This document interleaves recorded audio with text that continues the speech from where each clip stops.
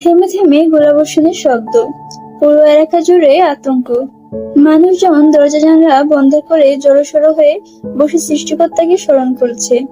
গোলাগুলির শব্দে কেঁপে উঠছে অরুণিকা। তার চোখগুলো বড় বড় হয়ে আছে। কানে হাত দিয়ে সে বাবার কথা মতো চুপটি করে রান্নাঘরে কেবিনেটে লুকিয়ে আছে। কেবিনেটের দরজাটি ভালোভাবে বন্ধ হয় না, হালকা ফাঁকা থাকে। আর সেই ফাঁক দিয়ে অরুণিকা যতটুকু পারছে উকি ঝুঁকি দিচ্ছে।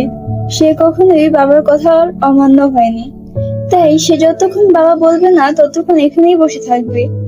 হঠাৎ রান্নাঘরে দৌড়ে প্রবেশ করার সময় মুখ থুবড়ে পড়ে গেল অরুণিকা চাচি। সে ফাঁক দিয়ে চাচির ক্রন্দনরত মুখটা দেখে ভয় পেয়ে গেল। তখন এই কালো মুখোশধারী একজন লোক এসে বন্দুক তাক করে ধরল চাচির পিঠ বরাবর।